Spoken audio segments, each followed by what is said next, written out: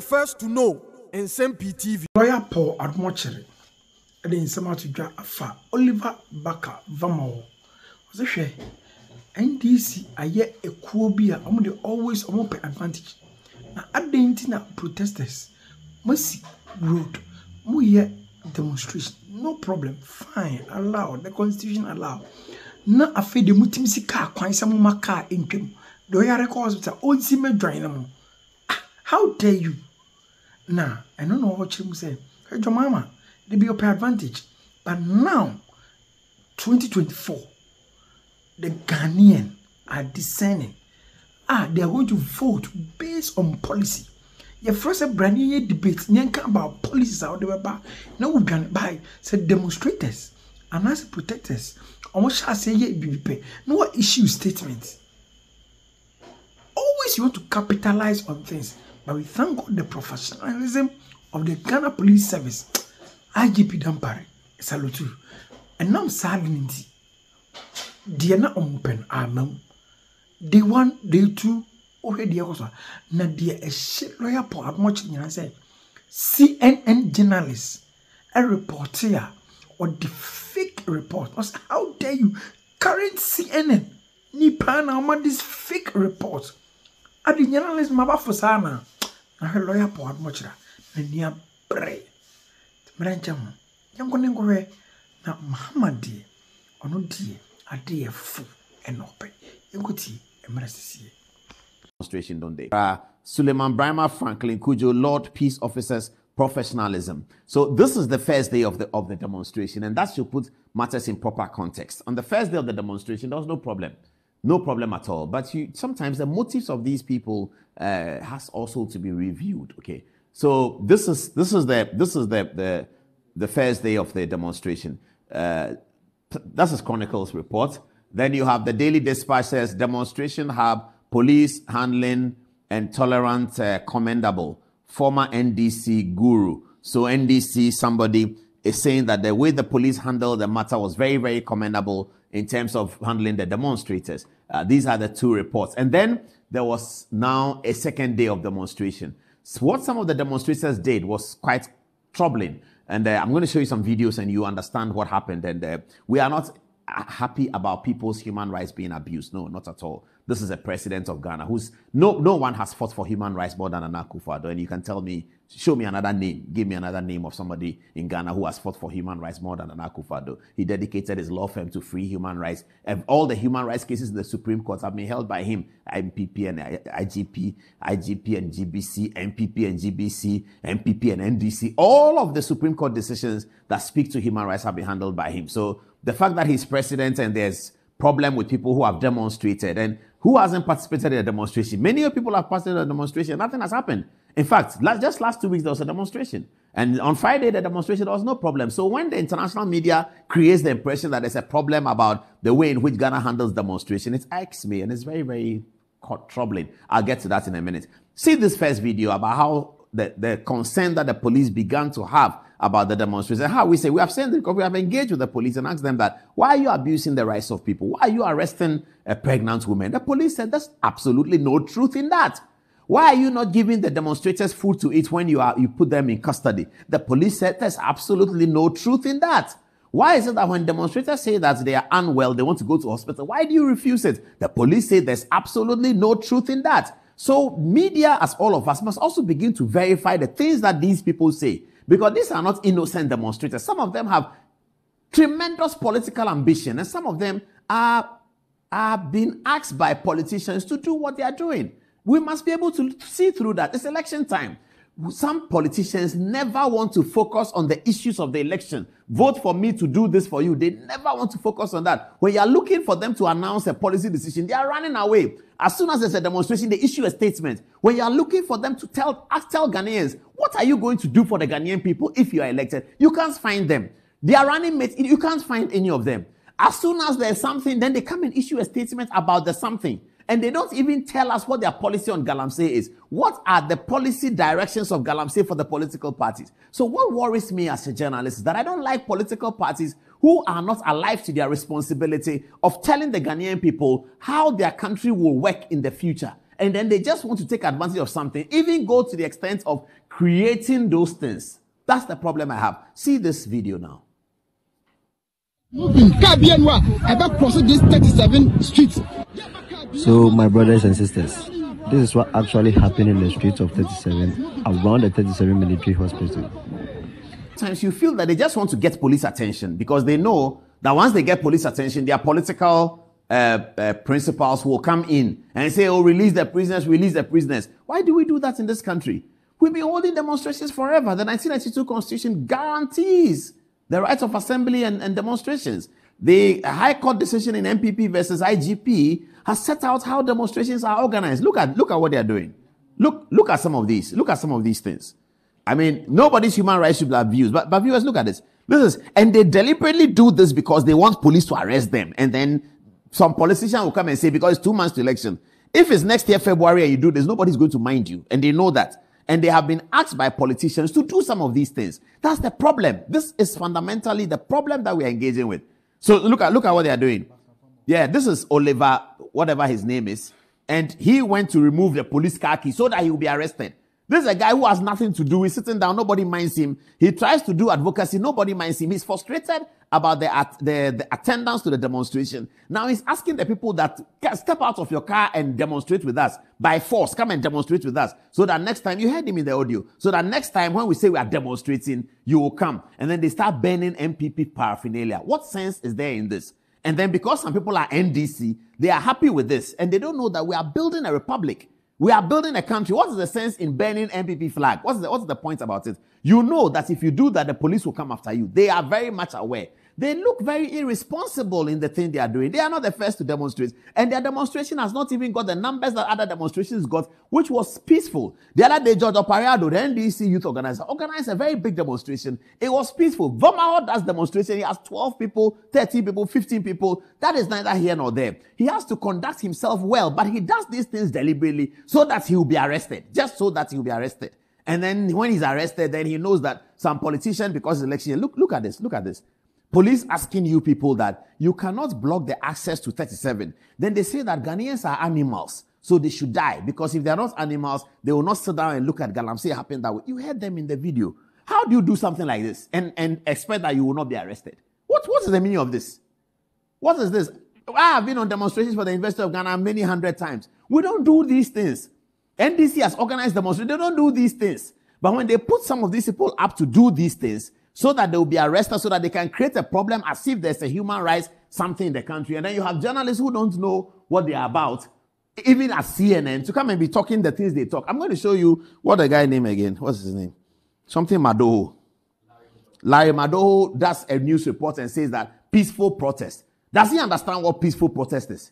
CNN should go and edit the thing again. What is the meaning of peace? Is that a protest that is peaceful? A protest that is preventing people from going to a hospital, accessing the only route to a hospital. You block the process and tell them that they should get down from the car and join your demonstration.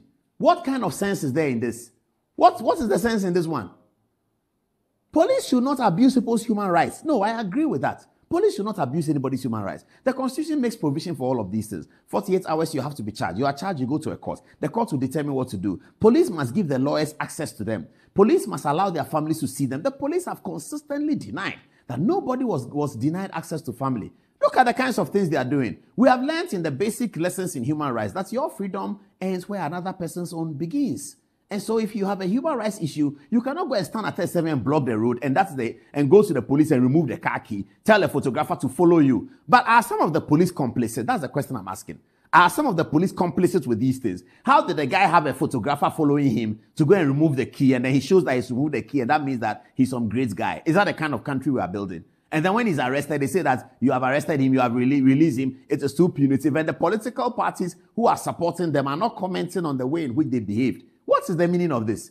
Because there's election. The election will come and go, and then everybody will see that Ghanaians cannot be fooled anymore. You have to tell them what you do for them. That's how they'll vote for you. Ghanaians are not going to vote for you because you are orchestrating. Those days have gone because now there's so much education in the system. Free SHS has been running for so many years now, and there's a lot of people in Ghana who are educated. They understand these propaganda tricks and evil methods that you just want to create problems so you win election. When the election results are published, we will know. That Ghanaians no longer do that. So political parties will shape themselves up in the future to know that, look, you want to win election in Ghana, you have to tell the people what you do for them. You don't just sit down and you don't have anything to say. You have no history, no record, no future to predict for them. And then you just come and say that, oh, the government is fighting demonstrations, so vote for me. They are not going to vote for you because of that. No Ghanaian is going to vote because of that. Ghanaians are going to vote on policy. What will you do for me? What have you done? When you were there, what did you do? What have you been able to achieve? Tell me that is how Ghanaians are voting in this election. You see it on December 8th. When the results are coming on the screen, you will see it. And don't tell yourself the results are surprising. The results will only surprise you if you underestimate the way Ghanaians are going to vote. If you think Ghanaians will be taken in by propaganda, the results will surprise you. But if you believe that Ghanaians have come of age and they are voting according to policy, the results will not surprise you. That's what has been happening here. Now, listen to this. First, let me get the CNN guy's document. So this is CNN reporter called Larry Madoho, who wrote this incredible thing on his social media page. He says, I will be watching Ghana's president speak in New York this morning as police in Accra continue to detain peaceful protesters against illegal mining. Does he understand that qualifying the protest with peaceful means that you have checked with both sides? What kind of journalism does he practice? Is he really serious? Everything that white man does is good, everything that black man does is wrong. Please tell him that he should wake up. Because we can read and write. We understand what he's doing. And we have better journalists in this country. We have seen so many journalists. He should wake up. What do you mean by peaceful protesters? If I'm his editor, I will ask him that, how did you come to the conclusion that it's peaceful? When we're being trained as journalists, they always tell us, don't use those words. Say that according to this, it was peaceful. It is you haven't made that determination. Who is his editor? Who is his editor? They didn't edit it. They didn't teach him how to write, how to report. You go to a live thing you are reporting, and then you make a value judgment that the protest was peaceful. Who told him that? Is he also being bought by the propaganda? I'm so disappointed. Where is Jeff Koinange? Where is he? These are the CNN reporters that we knew. What is he talking about? Is he serious? Come and walk around the country and say that you are going to leave. Tell him that we are not afraid of CNN. We know journalism. You can't write as a journalist like this and say that the demonstration was peaceful. You make a value judgment. Where is the basis? Did you speak to both sides? What happened to all the other pattern? He doesn't know it, or he thinks it's only for lawyers. He doesn't know it's for journalists too. If you know him, send him his Twitter. Tell him that I am after him this evening on his poor standards of journalism in reporting the Ghanaian situation. Very, very poor standards of journalism from CNN in reporting the Ghanaian situation. Completely poor standards. How can you write peaceful protester? Haven't we seen American demonstrations where police are fighting people? Haven't we seen it? Or he doesn't know that we live in a digital age, that everything happens in New York, we see it in Ghana. Sometimes these kind of people, you don't understand. You see, they are neocolonialism mentality. That's who they are. Neocolonialism mentality is what is hurting him. Neocolonialism. His eyes have not opened. He doesn't understand the modern world. What are you talking about? Peaceful protest? Were you standing there? Anyway, the Minister for Information, Fatima Abubakar, quickly responded and says, please do well to check and report on both sides of a story when making publications that impact on a country's image. Thank you, Fatima. Thank you.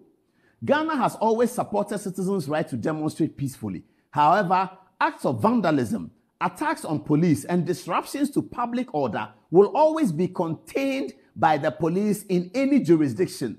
Ghana's courts are also mature enough to examine evidence against accused persons and make appropriate decisions. Thank you, Madam Fatima. Show the report, show the guy, show what he said. Who do you think you are? He should be apologizing to the people of Ghana. Play it. Well, back at home, there's outrage over the continued detention of peaceful protesters against illegal mining. Some of them have been denied bail, have been denied access to medical care, and people are raising their voices about the human rights violations by the Ghana Police Service and also by what they see as the court's attempt to deny them their constitutionally guaranteed rights.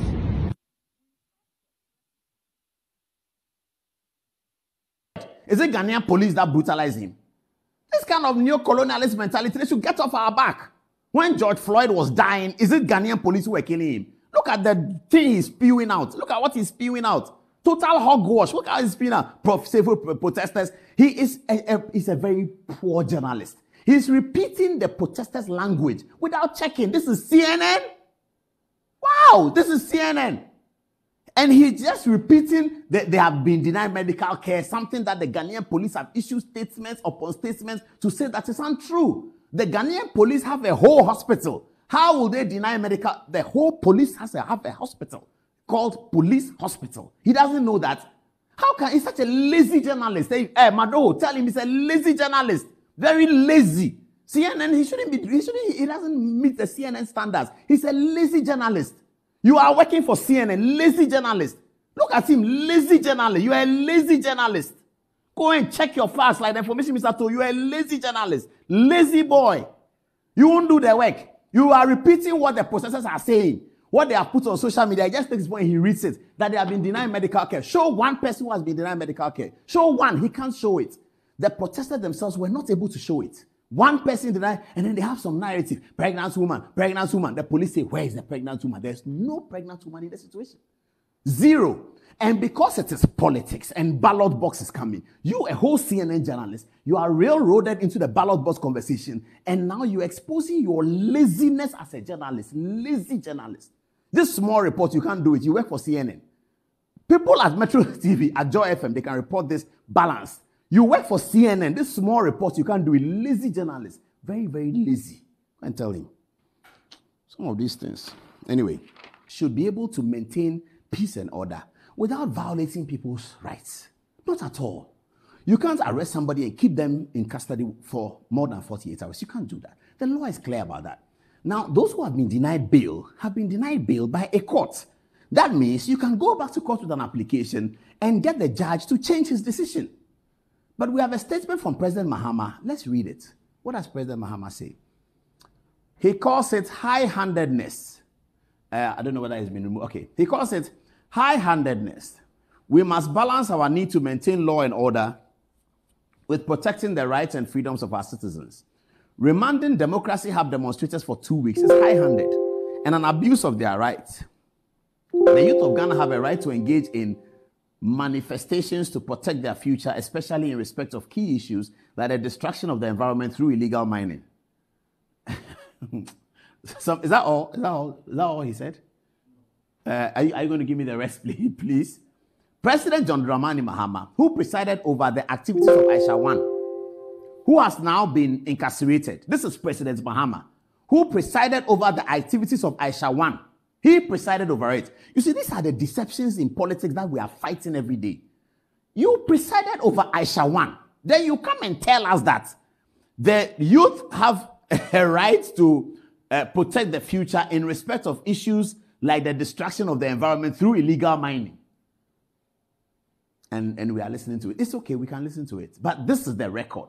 This is the background of the president speaking. This is his record. He has a clear record about something that you can almost call an accomplice. You presided over Aisha when you didn't prosecute her. She was never arrested. Nothing happened to her. She has now been arrested and prosecuted by your predecessors, and you are complaining about how environment has been degraded. It's politics, isn't it? It's politics. Otherwise, President Mahama should not be able to say anything about Galamsey, because Aisha 1 is in prison, and you presided over Aisha 1. She's there in prison today. She was found guilty by a court. Somehow, I can agree with President Mahama, though, that 2 weeks of, what do they call it, refusing bail, keeping them in custody for 2, is quite long. I will not go as far as saying it's high-handed, but it's quite long. Maybe we can appeal to the judge, whoever the judge was, to sort of make it a week or a few days. And I'm sure these things are done for purpose of investigation so that the prosecution can put themselves together properly. So an application for bail is made, an application for bail is denied by the court, and the court decides how long the bail should be denied. It's not the prosecution or the police that make that decision. It's the court that makes that decision. So that people can go to court right now with another application. And we think that 2 weeks is quite long. It's really, really long. So perhaps they should reduce it and let's get to the crux of the matter. But those who think that demonstration means that you should create mayhem so that you are arrested, they have to be dealt with. Those who think demonstration just means create mayhem so that you are arrested. What's this?